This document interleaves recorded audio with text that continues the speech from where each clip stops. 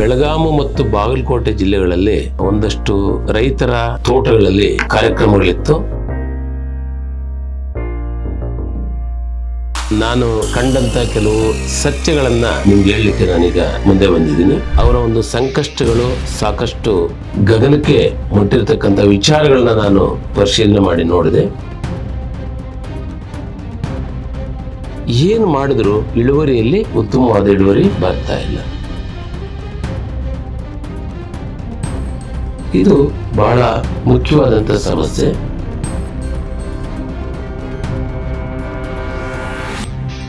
So ನಾನು last ಒಂದು ವಾರದಿಂದ ಉತ್ತರ ಕರ್ನಾಟಕ ಬೆಳಗಾವಿ ಮತ್ತು ಬಾಗಲಕೋಟೆ ಜಿಲ್ಲೆಗಳಲ್ಲಿ ಒಂದಷ್ಟು ರೈತರ ತೋಟಗಳಲ್ಲಿ ಕಾರ್ಯಕ್ರಮಗಳಿತ್ತು.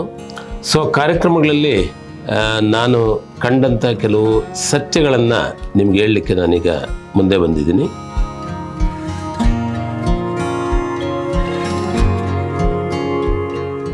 ಸೊ ಈ ಭಾಗದಲ್ಲಿ ಬಹುಮುಖ್ಯವಾಗಿ ಕಬ್ಬನ್ನು ವಾಣಿಜ್ಯ ಬೆಳೆಯಾಗಿ ಬೆಳೀತಾ ಇದ್ದಾರೆ.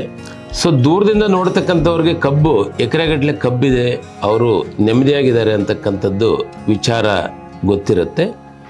ಬಟ್ ಹತ್ತಿರದಲ್ಲಿ ಹೋಗಿ ನಾವು ನೋಡಿದಾಗ ಅವರ ಒಂದು ಸಂಕಷ್ಟಗಳು ಸಾಕಷ್ಟು ಒಂದು ಗಗನಕ್ಕೆ ಮುಟ್ಟಿರ್ತಕ್ಕಂಥ ವಿಚಾರಗಳನ್ನ ನಾನು ಪರಿಶೀಲನೆ ಮಾಡಿ ನೋಡಿದೆ. ಏನಂತಂದರೆ ಎಲ್ರದ್ದು ಸಹ ಕಾಮನ್ ಕಂಪ್ಲೇಂಟ್ 30-40 ಟನ್ನು ಒಳಗಡೆ ಕಬ್ಬು ಬೀಳ್ತಾ ಇದೆ, ಅತಿ ಹೆಚ್ಚು ರೈತರದು.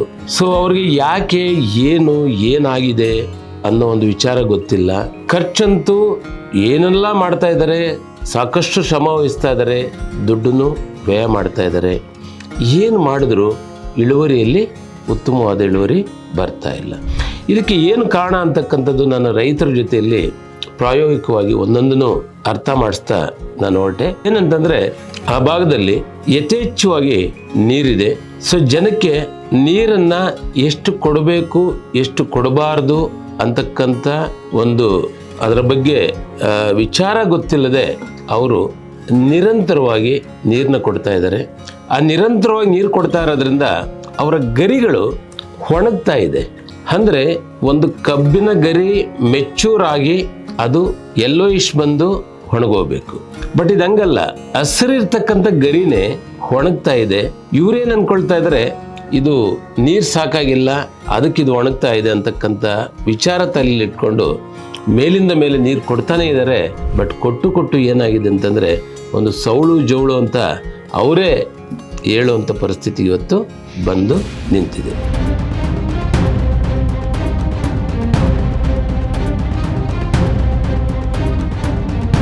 ಇದು ಬಹಳ ಮುಖ್ಯವಾದಂಥ ಸಮಸ್ಯೆ. ನಾನು ಹೇಳ್ತೀನಿ ಕೇಳಿ.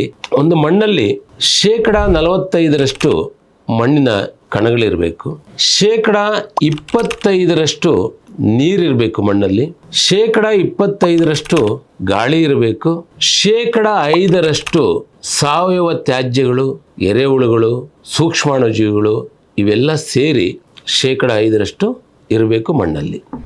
ಸೊ ಈ ಥರ ಇದ್ರೆ ಅದು ಸರಿ ಅಂತ. ಸೊ ನಾವೇನು ಮಾಡ್ತಾ ಇದ್ರಿ, ಅತಿ ಹೆಚ್ಚು ನೀರು ಕೊಡೋದ್ರಿಂದ ಇಲ್ಲಿ ಏನಾಗತ್ತೆ ಅಂತಕ್ಕಂಥದ್ದು ಒಂದೊಂದಾಗಿ ನೋಡೋಣ. ಈ ಒಂದು 25% ನೀರು ಕೊಡಬೇಕಾಗಿರೋದನ್ನ 50%ಕ್ಕಿಂತ ಹೆಚ್ಚು ಯಥೇಚ್ಛವಾಗಿ ನೀರು ಕೊಡ್ತಾ ಇದ್ರೆ ಮೊದಲನೇ ಸಮಸ್ಯೆ ಏನಂತಂದ್ರೆ ಮಣ್ಣಿನಲ್ಲಿ ಆಮ್ಲಜನಕದ ಕೊರತೆ ಆಗುತ್ತೆ. ಆಮ್ಲಜನಕ ಇರೋ ಜಾಗದಲ್ಲಿ ನೀರು ಹೋಗಿ ತುಂಬ್ಕೊಂಡ್ಬಿಡ್ತದೆ. ಯಾವಾಗ ನೀರು ಹೋಗಿ ತುಂಬ್ಕೊಂಡ್ಬಿಡ್ತದೋ ಆಮ್ಲಜನಕ ಸಿಗಲ್ಲ. ಯಾವಾಗ ಆಮ್ಲಜನಕ ಸಿಗಲ್ಲೋ ಬೇರುಗಳ ಅಭಿವೃದ್ಧಿಗೆ ತೊಂದರೆ ಆಗ್ತದೆ. ಯಾಕಂದರೆ ಬೇರುಗಳು ಆಮ್ಲಜನಕವನ್ನು ತಗೊಂಡು ಉಸಿರಾಡ್ತಕ್ಕಂಥದ್ದು. ಯಾವಾಗ ಆಮ್ಲಜನಕ ಸಿಗಲ್ವೋ ಆಗ ಬೇರುಗಳ ಅಭಿವೃದ್ಧಿ ಆಗಲ್ಲ. ಸೊ ಆಗ ಬೇರುಗಳು ನೆಕ್ಸ್ಟ್ ಲೆವೆಲಲ್ಲಿ ಎರಡನೇದು ಏನಾಗುತ್ತೆ ಅಂತಂದರೆ ಬೇರುಗಳು ಕೊಳಿತವೆ. ಯಾಕೆ ಅಂತಂದರೆ ಯಾವಾಗ ಉಸಿರಾಟ ಇಲ್ಲ, ಬೇರು ಬೆಳವಣಿಗೆ ಇಲ್ಲ ಅಂತಂದರೆ ಬೇರುಗಳು ಕೊಳಿಲೇಬೇಕು, ಕೊಳಿತದೆ, ಬೇರು ಕಪ್ಪಾಗಿರುತ್ತೆ. ನೀವು ಗಮನಿಸ್ಬೋದು, ನಿಮ್ಮ ತೋಟದಲ್ಲಿ ಈ ಥರ ನೀರು ಯಥೇಚ್ಛವಾಗಿ ಕೊಡ್ತಾ ಇದ್ದರೆ ನೀವು ಫಸ್ಟು ಹೋಗ್ಬಿಟ್ಟು ನಿಮ್ಮ ಬೇರುಗಳನ್ನ ತೆಗೆದು ನೋಡಿ.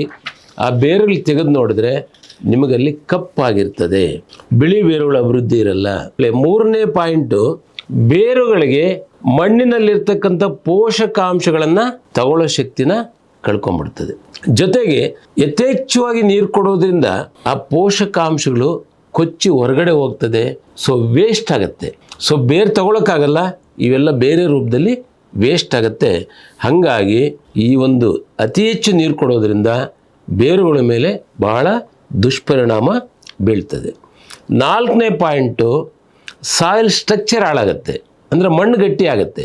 ಯಾಕಂದರೆ ಮೇಲಿಂದ ಮೇಲೆ ನೀರು ಕೊಡ್ತಾ ಇದ್ದರೆ ಮಣ್ಣಿನಲ್ಲಿ ಆ ಒಂದು ಕಣಗಳು ಒಂದಕ್ಕೊಂದು ಅಂಟ್ಕೊಂಡ್ಬಿಡ್ತವೆ, ಅದು ಏನು ಲೂಸ್ ಆಗಿರಲ್ಲ. ಸೊ ಆ ಸಮಸ್ಯೆಯಿಂದ ಏನಾಗುತ್ತೆ, ಕಂಪ್ಲೀಟ್ ಸಾಯಿಲ್ ಸ್ಟ್ರಕ್ಚರು ಹಾರ್ಡ್ ಆಗುತ್ತೆ, ಗಟ್ಟಿ ಆಗಿಬಿಡ್ತದೆ. ಯಾವಾಗ ಮಣ್ಣು ಗಟ್ಟಿ ಆಗುತ್ತೋ ನೆಕ್ಸ್ಟ್ ಪಾಯಿಂಟ್ ಏನಂತಂದರೆ, ಮಣ್ಣು ಗಟ್ಟಿ ಆದಮೇಲೆ ಮಣ್ಣಿನೊಳಗಡೆ ಗಾಳಿ ಆಡದೇ ಇದ್ದಾಗ ಜೀವಾಣುಗಳು ಅಲ್ಲಿ ಬದುಕಲಿಕ್ಕಾಗಲ್ಲ. ಯಾಕಂತಂದ್ರೆ ಅದಕ್ಕೆ ಆ ಜೀವಾಣುಗಳಿಗೂ ಆಮ್ಲಜನಕ ಬೇಕು. ಏರೋಬಿಕ್ ಬ್ಯಾಕ್ಟೀರಿಯಾಸ್ ಅವು ಉಪಕಾರಿ ಸೂಕ್ಷ್ಮಾಣು ಜೀವಿಗಳು ಏರೋಬಿಕ್ ಬ್ಯಾಕ್ಟೀರಿಯಾಸ್ ಆಗಿರೋದ್ರಿಂದ ಸೊ ಗಾಳಿ ಯಾವಾಗ ಆಡಲ್ವೋ, ನೀರು ಯಥೇಚ್ಛವಾಗಾಯಿತೋ ಅಲ್ಲಿ ಜೀವಾಣುಗಳ ಕೊರತೆ ಆಗ್ತದೆ. ಆ ಜಾಗದಲ್ಲಿ ಅನೇರೋಬಿಕ್ ಅಂದರೆ ಏರೋಬಿಕ್ ಉಪಕಾರಿ ಸೂಕ್ಷ್ಮಾಣು ಜೀವಿಗಳ ಬಗ್ಗೆ ಬಿಟ್ಟು ಅಪಕಾರಿ ಸೂಕ್ಷ್ಮಾಣು ಜೀವಿಗಳು ಅಭಿವೃದ್ಧಿಯಾಗಿ ಆ ಗಿಡಕ್ಕೆ ರೋಗ ಅಂತ ಸ್ಟಾರ್ಟ್ ಆಗುತ್ತೆ. ಬೇರುಗಳ ಮುಖಾಂತರ ರೋಗ ಅಂತ ಸ್ಟಾರ್ಟ್ ಆಗುತ್ತೆ. ಆ ರೋಗ ಸ್ಟಾರ್ಟ್ ಆದಾಗ ಗಿಡದಲ್ಲಿ ಎಲ್ಲ ಒಂದು ಫಿಸಿಯಲಾಜಿಕಲ್ ಆ್ಯಕ್ಟಿವಿಟಿ ಏನು ನಡಿಬೇಕಾಗಿತ್ತೋ ಭೌತಿಕವಾಗಿ ಆ ಗಿಡದಲ್ಲಿ ಅವೆಲ್ಲ ಕೂಡ ಡ್ಯಾಮೇಜ್ ಆಗ್ತಾ ದಿನದಿಂದ ದಿನಕ್ಕೆ ಬೆಳವಣಿಗೆ ಕಡಿಮೆ ಆಗ್ತದೆ. ಅದ್ರ ಜೊತೆಗೆ ಆ ರೋಗ ನಿರೋಧಕ ಶಕ್ತಿ ಕಡಿಮೆ ಆಗಿರೋದ್ರಿಂದ ಇದು ರೋಗಾಣು ಜಾಸ್ತಿ ಆಯಿತು. ಸೊ ಆ ಜಾಗದಲ್ಲಿ ಕೀಟಗಳನ್ನು ಆಕರ್ಷಿಸ್ತದೆ. ಗಿಡ ಏನು ಮಾಡ್ತದೆ, ಕೀಟ ರೋಗ ಕೂಡ ಹೆಚ್ಚಾಗುತ್ತೆ. ಸೊ ಇವಾಗ ಕೀಟ ರೋಗನೂ ಹೆಚ್ಚಾಯಿತು. ಕೀಟಗಳೇನು ಮಾಡ್ತದೆ, ಆ ಗರಿಗಳ ಮೇಲೆ ಆ ಒಂದು ಏನು ಮೇಲ್ಗಡೆ ಇರ್ತಕ್ಕಂಥ ಪತ್ರ ಹರಿತ್ತನ್ನು ಇದು ಹೀರ್ಕೊಳ್ತದೆ. ಯಾವಾಗ ಪತ್ರ ಹರಿತನ್ನ ಹೀರ್ಕೊಳ್ತದೋ ದ್ಯುತಿ ಸಂಶ್ಲೇಷಣ ಕ್ರಿಯೆ ಕಡಿಮೆ ಆಗ್ತದೆ. ಯಾವಾಗ ದ್ಯುತಿ ಸಂಶ್ಲೇಷಣ ಕ್ರಿಯೆ ಕಡಿಮೆ ಆಗ್ತದೋ ಆವಾಗ ಆ ಕಬ್ಬಿನ ದೇಹದಲ್ಲಿ ಆ ಒಂದು ಸಿಂಥಸೈಸ್ ಆಗಲ್ಲ. ಅಂದರೆ ಕಾರ್ಬನ್ ಡೈಆಕ್ಸೈಡು, ಸನ್ಲೈಟು, ವಾಟರು ಸೇರಿ ಆ ಒಂದು ಕೆಮಿಕಲ್ ರಿಯಾಕ್ಷನ್ ಆಗಿ ಅಲ್ಲಿ ಗ್ಲೂಕೋಸ್ ರಿಲೀಸ್ ಆಗಬೇಕು. ಸೊ ಕಬ್ಬಿನಲ್ಲಿ ಸುಕ್ರೋಸ್ ರಿಕವರಿ ಹೆಚ್ಚಿಗೆ ಬರಬೇಕಾದ್ರೆ, ಫೋಟೋಸಿಂಥಸಿಸ್ ಚೆನ್ನಾಗಾದರೆ, ಗ್ಲೂಕೋಸ್ ರಿಲೀಸ್ ಆದರೆ ಅಲ್ಲಿ ರಿಕವರಿ ಚೆನ್ನಾಗಿ ಬರ್ತದೆ. ಯಾವಾಗ ಕೀಟಬಾಧೆ ಹೆಚ್ಚಾಯಿತೋ ಆವಾಗ ದ್ಯುತಿ ಸಂಶ್ಲೇಷಣ ಕ್ರಿಯೆ ಸರಿಯಾಗಿ ಆಗೋದಿಲ್ಲ. ಸೊ ಇದೆಲ್ಲ ಸಮಸ್ಯೆಗಳಿಂದ ಏನಾಗುತ್ತೆ, ಕಬ್ಬು ಇಳುವರಿ ಕಡಿಮೆ ಆಗ್ತದೆ. ಆಟೋಮೆಟಿಕ್ ಆಗಲೇಬೇಕು, ಬೇರೆ ಸರಿ ಇಲ್ಲ, ಪೋಷಕಾಂಶಗಳು ತಗೊಳಕ್ಕಾಗ್ತಾ ಇಲ್ಲ, ದ್ಯುತಿ ಸಂಶ್ಲೇಷಣೆ ಕ್ರಿಯೆ ನಡೀತಾ ಇಲ್ಲ. ಸೊ ಇದೆಲ್ಲ ಯಾಕಾಯಿತು, ಇದೆಲ್ಲ ಅತಿ ಹೆಚ್ಚು ನೀರು ಕೊಡ್ತಾ ಇರೋದ್ರಿಂದ ಆ ಮಣ್ಣಲ್ಲಿ ಏರೇಷನ್ ಸ್ಟಾಪ್ ಆಗಿದ್ದರಿಂದ ಈ ಸಮಸ್ಯೆಗಳು ಹೆಚ್ಚಾಗ್ತಾ ಬಂತು.